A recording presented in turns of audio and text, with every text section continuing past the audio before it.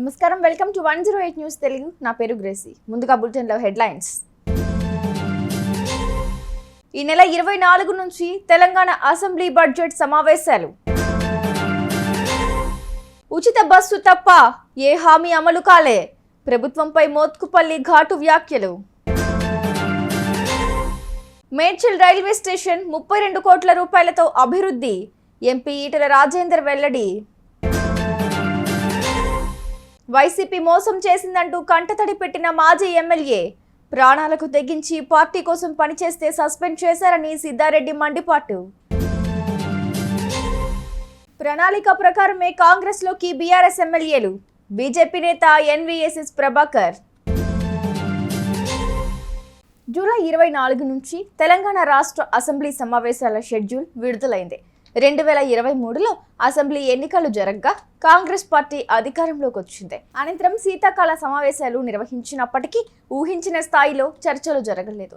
కాగా ఈ నెల 24 నుంచి తెలంగాణ బడ్జెట్ సమావేశాలు ప్రారంభం కానున్నాయి. ఈ క్రమంలో అసెంబ్లీ సమావేశాలపై స్పీకర్ గడ్డం ప్రసాద్ కుమార్ నేడు అసెంబ్లీలో సమీక్షా సమావేశం నిర్వహించారు. ఈ సమీక్షకు ప్రభుత్వ విప్లు, సిఎస్, డీజీపీ, ఇతర అధికారులు హాజరయ్యారు.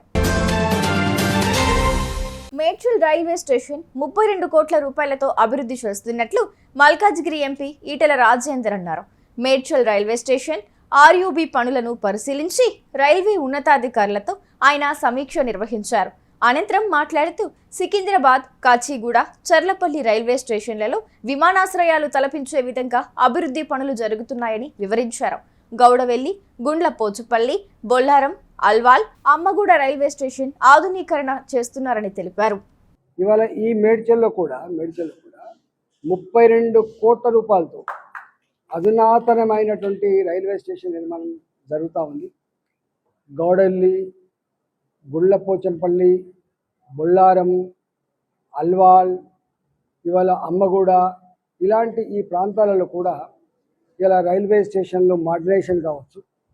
అదేవిధంగా ఎంఎంటీఎస్ రైళ్లు వచ్చిన తర్వాత అక్కడక్కడ ప్రజలు మాకు రైల్వే స్టేషన్లు కావాలి, మేము 4 కిలోమీటర్లు 5 కిలోమీటర్లు పోయేటువంటి ఆస్కారం ఉండదు. కాబట్టి సిటీలలో పెద్ద పెద్ద నగరాలలో ఇవాళ మెట్రో రైళ్లకు కిలోమీటర్కి ఎట్లా ఫెసిలిటీ ఇచ్చిందో ఎంఎంటీస్ కూడా అట్లాంటి ఫెసిలిటీ ఇవ్వాలన్నటువంటి సంకల్పంలో భాగంగా ఇవాళ నేను రైల్వే మంత్రి గారిని కలిసినప్పుడు సికింద్రాబాద్ హెడ్ ఆఫీస్లో ఉన్నటువంటి అధికారులని మీకు జత చేస్తాను.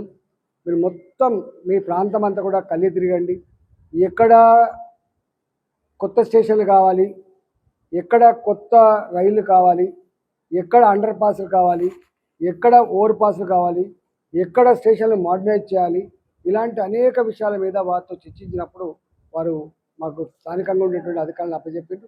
ఈరోజు మేము ఈ పార్లమెంటు పరిధిలో ఉన్నటువంటి అన్ని రైల్వే స్టేషన్లు, ఈ పార్లమెంటు పరిధిలో ప్రజలు అనేక సంవత్సరాలుగా ఏ కష్టాలు అయితే పడుతున్నారో, ఏ దరఖాస్తులు ఇస్తున్నారో అవన్నీ కూడా అడ్రస్ చేసే ప్రయత్నం చేస్తాం. ఈ తదుపరి డీజీఎం గారితో మీటింగ్ ఏర్పాటు చేస్తాం. ఈ ప్రపోజల్ని కూడా ఢిల్లీకి తీసుకుపోయి అతి త్వరలోనే ఇవి పూర్తి చేసే ప్రయత్నం చేస్తాం.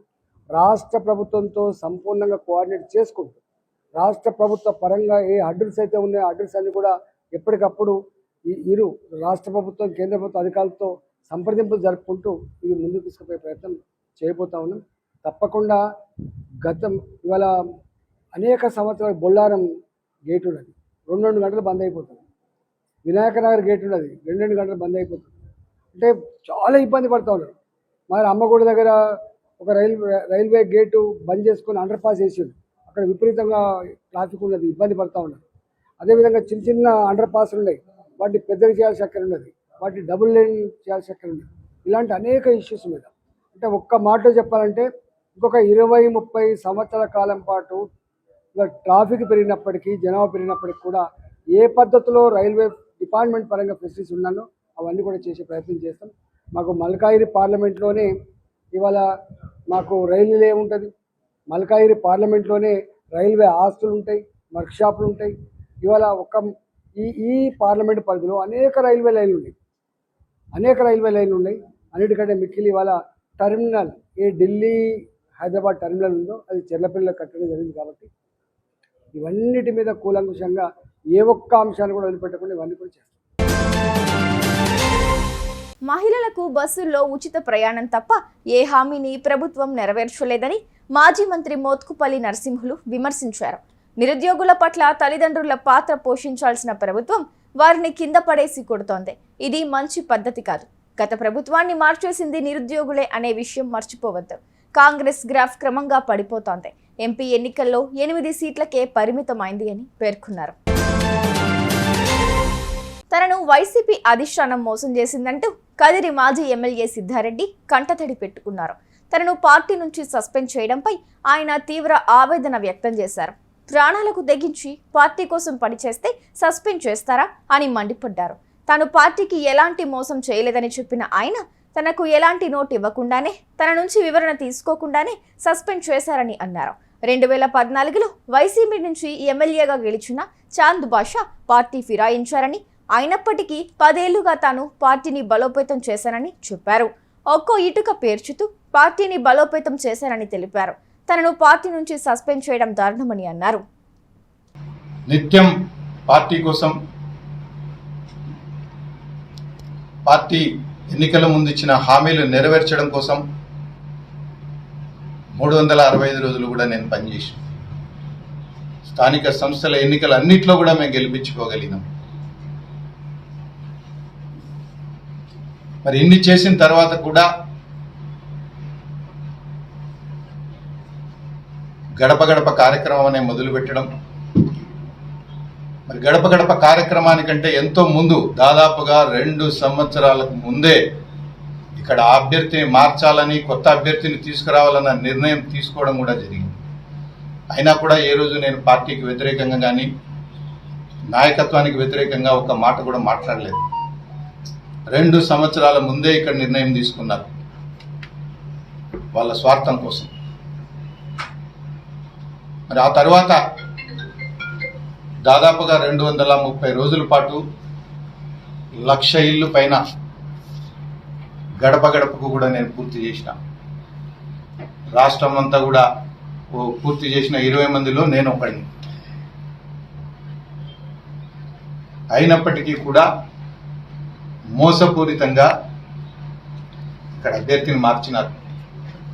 అయినా కూడా నేను ఏ రోజు కూడా ఎవరిని నిందించలేదు, ఎవరిని ఏం మాట్లాడలేదు కూడా.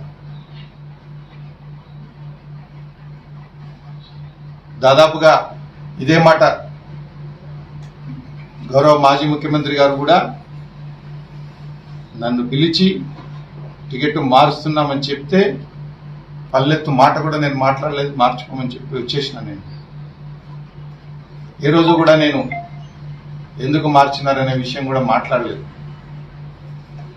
రాష్ట్రంలో ఏ నియోజకవర్గంలో లేని విధంగా దాదాపుగా 90% పైచిలుకు ప్రజాప్రతినిధులు రాజీనామాలు చేసినారు. మళ్ళీ నాకే టికెట్ ఇవ్వాలి అని చెప్పి వాళ్ళందరూ కూడా రాజీనామాలు సమర్పించి పార్టీ దృష్టికి తీసుకెళ్లారు. ఏ ఒక్కరి అభిప్రాయం కూడా తీసుకోలేదు. ఇంతమంది ప్రజాప్రతినిధులు, ఇంతమంది క్యాడరు నా వెంట నిలిచి నాకు మద్దతు తెలిపినా కూడా నిర్దాక్షిణ్యంగా ఎవరినో అనామకుల్ని తీసుకొచ్చి రాత్రికి రాత్రి టికెట్ కేటాయించినారు. అయినప్పటికీ కూడా పల్లెత్తు మాట కూడా నేను ఏ రోజు కూడా పార్టీని కానీ పార్టీ నాయకత్వాన్ని కానీ ఏ రోజు కూడా విమర్శించలేదు.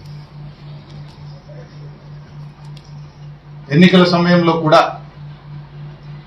ఆ 6 నెలలు కూడా, ఎన్నికల ముందు 6 నెలలు కూడా స్థానిక ఎమ్మెల్యేగా, సిట్టింగ్ ఎమ్మెల్యేగా అన్ని రకాలుగా నన్ను అవమానం చేసినారు. నాకు కనీసం ప్రోటోకాల్ కూడా ఇవ్వకుండా అధికారులందరికీ కూడా ఫోన్లు చేసి నా ఫోన్లు కూడా ఎత్తద్దని చెప్పి నన్ను వైపు అవమానం చేసింది మీరు. రాష్ట్రంలో 3వ పార్టీకి అవకాశం లేదని బీజేపీ నేత ఎన్వీఎస్ఎస్ ప్రభాకర్ అన్నారు. హైదరాబాద్ బీజేపీ కార్యాలయంలో ఏర్పాటు చేసిన మీడియా సమావేశంలో ఆయన మాట్లాడుతూ CM Revanth Reddy, BRS chief కేసీఆర్లపై తీవ్ర స్థాయిలో మండిపడ్డారు. బీఆర్ఎస్ జాతీయ పార్టీ అని చెప్పుకుని గత ఎన్నికల్లో పరాజయం చూసిందన్నారు. మూడో ఫ్రంట్ అని చెప్పిన కేసీఆర్కు ప్రజలు బుద్ధి చెప్పారన్నారు. ఎమ్మెల్యేలను కాపాడుకోవడానికి కేసీఆర్ ప్రయత్నాలు చేస్తున్నారని తెలిపారు. ప్రణాళిక ప్రకారమే కాంగ్రెస్లోకి బీఆర్ఎస్ ఎమ్మెల్యేలను కేసీఆర్ పంపిస్తున్నారని అన్నారు. సీఎం రేవంత్ రెడ్డి ఎందుకు పార్టీ ఫిరాయింపులను ప్రోత్సహిస్తున్నారని ప్రశ్నించారు. రుణమాఫీకి కమిటీ అని, ప్రజాభిప్రాయం అని సీఎం రేవంత్ రెడ్డి తాత్సారం చేస్తున్నారని మండిపడ్డారు. రాబోయేటువంటి కాలంలో బీఆర్ఎస్ కి భవిష్యత్తు లేదు. తెలంగాణలో బీఆర్ఎస్ యొక్క వాదనని వినేటువంటి వ్యక్తే లేడు, ఉండడు అన్నటువంటి విషయం అర్థమైపోయింది. అందుకనే కేసీఆర్ తనని తాను కాపాడుకోవటం కొరకు, తన నాయకత్వాన్ని పరిరక్షించుకోవటం కొరకు ఉన్నటువంటి శాసనసభ్యులని ఒక్కొక్కరిని కాంగ్రెస్లో పంపుతూ, ఆ కాంగ్రెస్లో కలుపుతూ వారి యొక్క చేరిక తనకు ఒక రక్షణ కవచంలా ఉండాలని చెప్పని కోరుకుంటా ఉన్నాడు. అది వ్యవహారికంగా నడుస్తున్నటువంటి ఒక విషయం. ఇక పోతే కాంగ్రెస్ పార్టీ ఎందుకు ఈ రకంగా ఫిరాయింపులను ప్రోత్సహిస్తోంది? సొంతంగా తనకు బలం ఉన్నా కూడా, సొంతంగా ప్రభుత్వాన్ని ఏర్పరచుకున్నాక కూడా ముఖ్యమంత్రిని ఎంపిక చేసేటువంటి సమయంలోనే ఉన్నటువంటి శాసనసభ్యుల్లో రేవంత్ రెడ్డికే పట్టుందని చెప్పని, ఆ పట్టుని సడలింపజేయాలని చెప్పని, ఆ పట్టుని బలహీనపరచాలని చెప్పని, కాంగ్రెస్ పార్టీ అధిష్టానం యొక్క పట్టు పెంచుకోవాలని చెప్పని కేసీఆర్తో నడుపుతున్నటువంటి రాజకీయ వ్యవహారంలో భాగంగా ఫిరాయింపులను ప్రోత్సహిస్తూ కాంగ్రెస్లో చేర్చుకుంటూ ఈ యొక్క శాసనసభ్యుల్లో అధిష్టానం పట్టు కొరకు ప్రయత్నం చేస్తోంది అన్నటువంటి విషయం చాలా స్పష్టంగా అర్థమవుతా ఉంది. కాబట్టే ప్రతి సందర్భం, ప్రతి సమయంలో ముందరి కాళ్లకు రేవంత్కి ఏ రకంగా బంధం వేస్తున్నారన్నది మనం చూస్తూ వస్తాం. చూసారుగా, ఇవి ఇవాల్టి బులెటిన్ అప్డేట్స్. మరో బులెటిన్తో మళ్ళీ మీ ముందుకు వస్తాను. అంతవరకు కీప్ వాచింగ్ 108 న్యూస్ తెలుగు.